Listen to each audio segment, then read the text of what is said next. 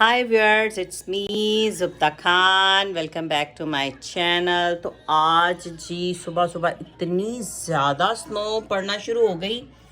मैंने रिकॉर्ड की है और फिर मैं भूल गई कि मैंने भी कुछ बातें करनी है। मैंने सलाम दुआ तो ली नहीं।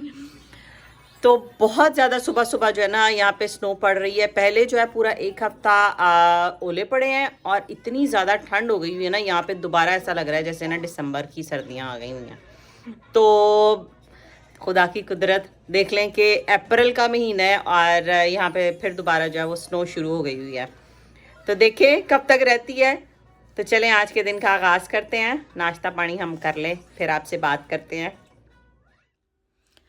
तो जी मैंने अपने घर का टेम्परेचर जो था वो कम कर दिया हुआ था क्योंकि गर्मी लगना शुरू हो गई हुई थी। और साथ ही एक हफ्ते के बाद जब मैंने टेम्परेचर कम किया तो पहले ओले पड़ना शुरू हो गए। ओले और बारिश पड़ती थी, उसकी वजह से ऐसा फील होता था कि जैसे बहुत ज़्यादा शीत हो गई हुई है।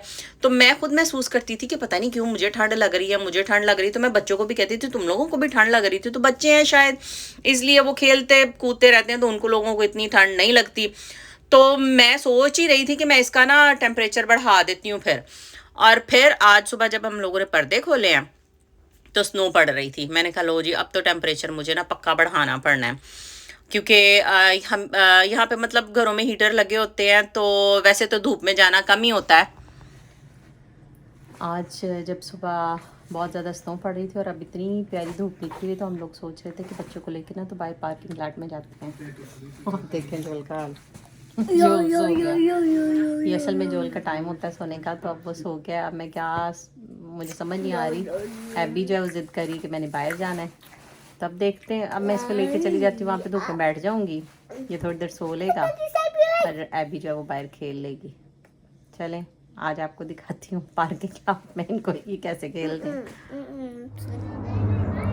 मैं बाहर आ गई हूँ पार्किंग लॉट में और जोल सो रहा है।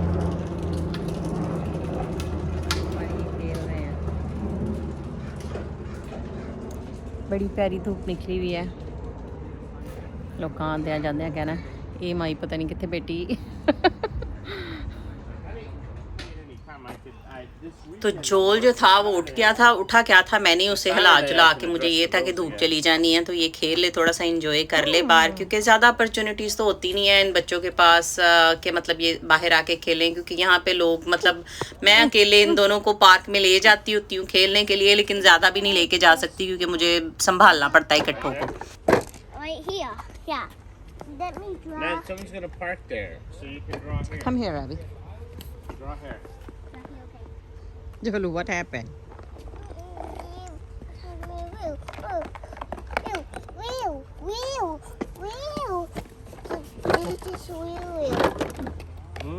Sila je buku.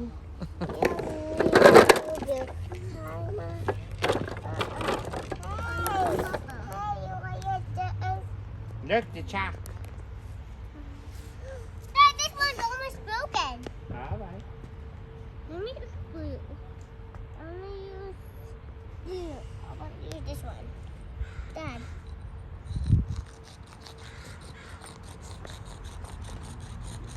Dad, we're playing powder spell, okay?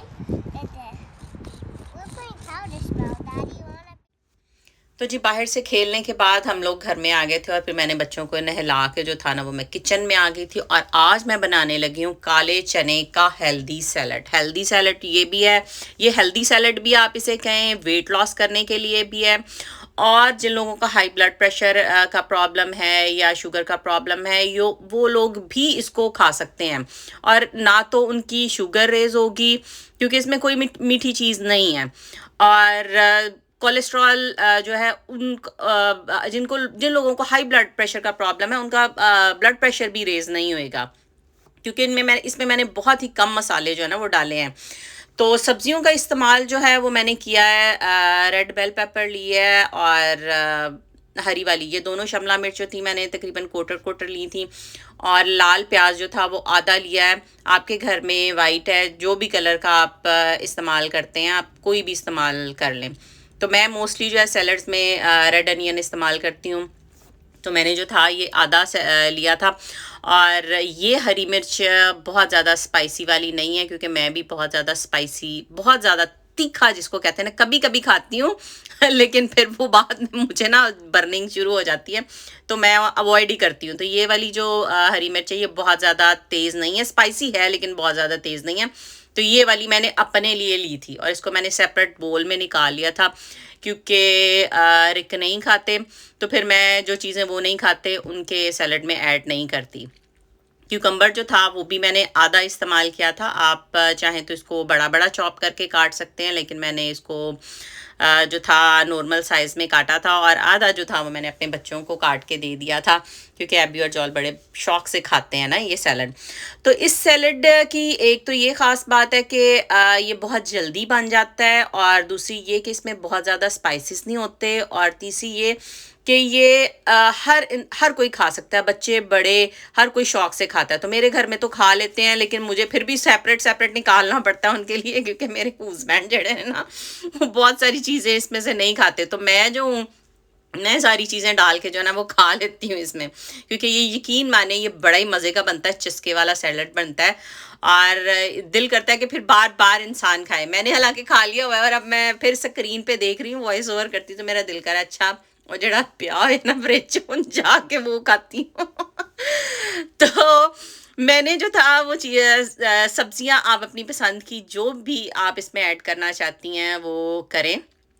आप सब्जियां मतलब कोई भी चीज़ सैलेड की आप इसमें ऐड करना चाहती हैं, सभी हेल्दी हैं।